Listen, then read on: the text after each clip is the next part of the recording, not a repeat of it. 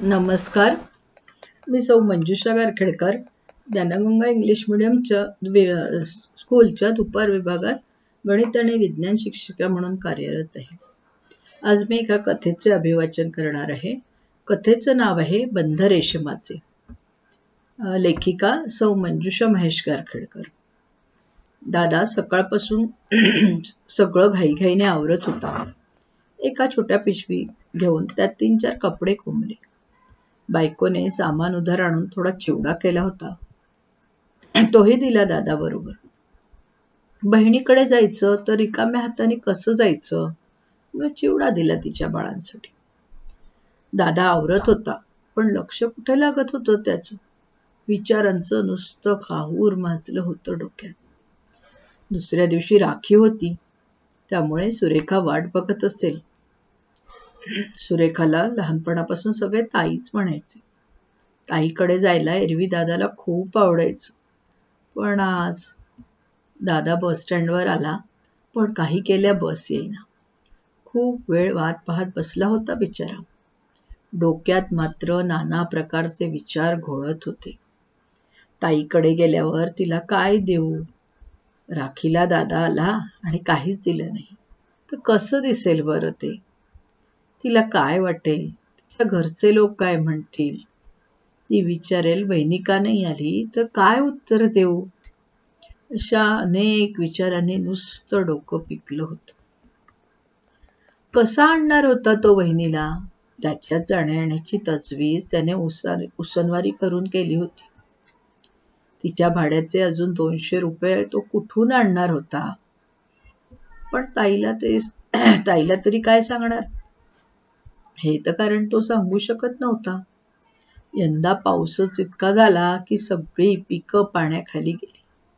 बी बियाणे, खतं यांच्यासाठी घेतलेलं सगळं कर्ज पाण्यात गेलं. तेच पैसे कसे फेडावे हा प्रश्न होता. तिकडे शेतात गुडघाभर चिखलात सगळं धान्य सडून गेलं होतं. बियाणांवर केलेला सगळा खर्च वाया गेला होता. इकडून तिकडून पैसे गोळा करून त्याने हे सगळं केलं होतं. नवीन धान्य आलं की लोकांचे पैसे चुकते करू असं ठरवलं होतं.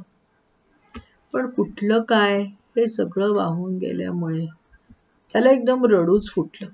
काय करावं त्याला कळत नव्हतं.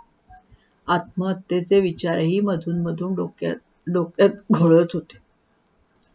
पण लहान लहान लेकरं कोणाकडे बघतील? बायको पोरं उघड्यावर पडतील.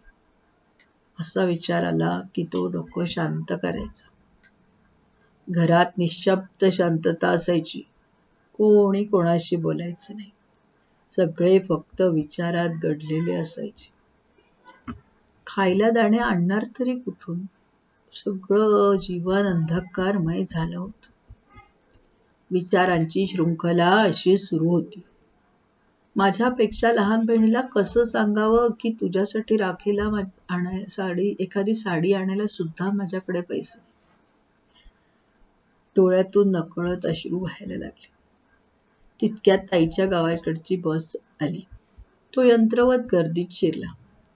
डोक्यात सतत तोच विचार, काय सांगू ताईला, काय सांगू ताईला. मध्येच विचार आला की मी आत्महत्या केलेलीच बरी. सगळ्यातून सुटका होईल माझी. ताईला आणि घरच्यांना तोंड देण्याचा प्रसंग तरी टळेल. पण मी जर आत्महत्या केली तर ती छोटी छोटी 2 गोजीरवाणी बाळं काय करतील? बिचारी उघड्यावर पडतील, अनाथ होतील. बायको तरी बिचारी कसं सांभाळेल? तिची तरी काय चूक? राखीला भावाने आत्महत्या केली म्हटल्यावर माझ्या लहानशा ताईचे काय होईल? सुन्न झालं त्याचं. विचार करता करता ताईचं गाव कधी आलं कळलंच नाही. घरी पोचला तर ताईने आनंदाने दार उघडलं. खूप आनंद झाला होता तिला. ती वाटच पाहत होती दादाची. नाचत होती दादा आला म्हणून. दादाने तोंडावर उसनं हसू आणून ताईला जवळ घेतलं. ताईने पटकन नमस्कार केला. त्याला पाणी प्यायला दिलं. दादा, वहिनीला का नाही आणलं रे? लेकरं आली असती 2-4 दिवस तर त्यांनाही बरं वाटलं असतं. काय सांगणार बिचारा दादा, काय अरिष्ट उडवलंय त्याच्यावर. दादा काहीच बोलत नाही हे बघितल्यावर ताईला सगळा अंदाज आला. चहा पाणी झालं. ताई जेवणाच्या तयारीला लागली. जरा वेळाने ताईचा नवरा दादाला त्याची फॅक्टरी बघायला घेऊन गेला. दादाचा चेहरा बघून ताई थोडी हिरमुसलीच होती. दादा दुःखी आहे म्हटल्यावर तिचं मन काही रमत नव्हतं. तरी तिने दादासाठी गोडाधोडाचा स्वयंपाक केला. फॅक्टरी बघून दादाला खूप बरं वाटलं. मी नसलो तरी माझी ताई सुखात आहे हे बघून त्याला भरून पावलं. तिच्या नशिबात सुख आहे. ती आनंदात आहे. तिचा संसार सुखात चालला आहे हे बघून तो स्वतःचं दुःख क्षणभर का होईना विसरून गेला. घरी आल्यावर सगळे एकत्र बसून आनंदाने पोटभर जेवले. भाऊजींनी आग्रह करून भरपेट जेवू घातलं. खरं तर कित्येक दिवसात तो पोटभर जेवलाच नव्हता. इथे आल्यापासून दडपणही जरा कमी झाल्यासारखं वाटत होतं. मुलंही मामा आल्यामुळे खुश होती. जेवण झाल्यावर गप्पा करता करता भाऊजींनी कारखान्याचा व्याप कसा वाढतोय याची माहिती दिली. शेतीवाडीचा विषय निघाला, पण दादाने अगदी जुजबी उत्तरं दिली. काय बोलणार तो तरी बिचारा. अजून राखी बांधण्याचा कार्यक्रम व्हायचा होता. त्याच्या डोक्यावर टांगती तलवार होतीच अजून. कशी बशी रात्र सरली. भाऊजी सकाळी सकाळीच बाहेर गेले.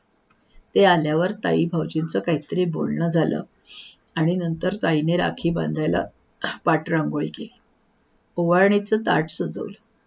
एक सुंदरशी राखी दादाच्या मनगटावर बांधली आणि मिठाईचा घास त्याला भरवला.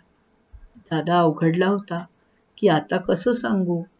तितक्यात भाऊजींनी एक लिफाफा त्याच्या हातात ठेवला आणि उघडून पाहण्याची विनंती केली. पाहतो तर काय, अपॉइंटमेंट लेटर. भाऊजींच्या फॅक्टरीमध्ये सुपरवायझरची पोस्ट रिकामी झाली होती. तीच दादाला दिली होती. दादाच्या डोळ्यात पाणी आलं.